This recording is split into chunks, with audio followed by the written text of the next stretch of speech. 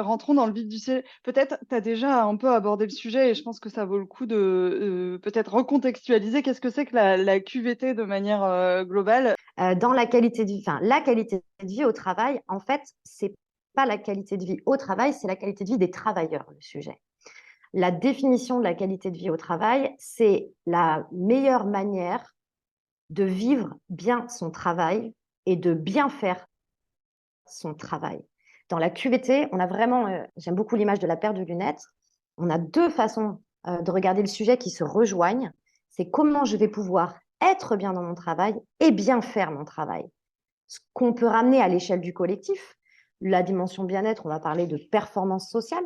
La dimension bien-faire, on va parler de performance opérationnelle et économique. Bah, du coup, on fait quoi?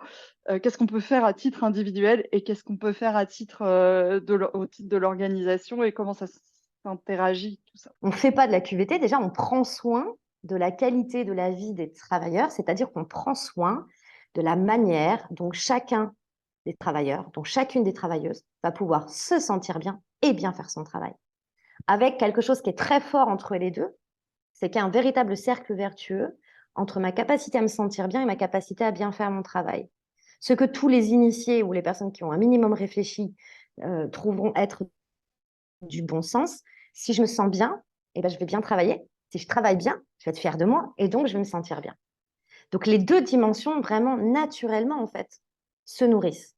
Et au niveau collectif, une entreprise qui prend soin de la performance sociale, c'est-à-dire qui met en œuvre les conditions permettant aux gens d'exercer leur travail dans des bonnes conditions, auront des meilleurs résultats, c'est-à-dire des collaborateurs et des collaboratrices qui feront mieux leur travail.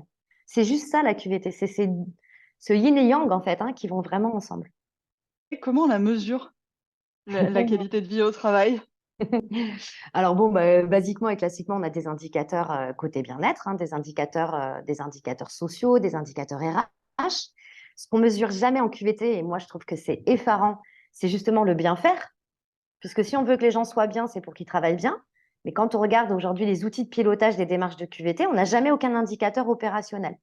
Donc c'est assez étrange. Donc on a normalement sur le volet bien faire tous ces indicateurs opérationnels. Et puis après, Carole, bah, il y a tout le non mesurable. Il y a tout le qualitatif, tout ce qui passe nécessairement par l'écoute qualitative des êtres humains au travail.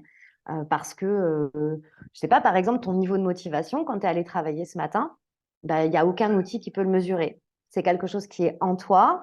Peut-être même que toi, tu n'en as pas conscience parce que tu t'es pas posé la question, en fait, comment tu te sens aujourd'hui. C'est un réflexe qu'on a très, très peu.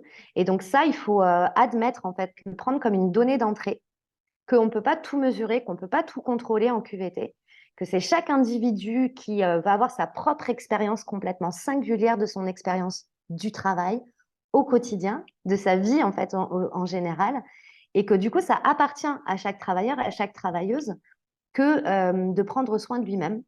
Et si ça va et si ça va pas, de l'exprimer, c'est-à-dire de le mettre à l'extérieur de lui.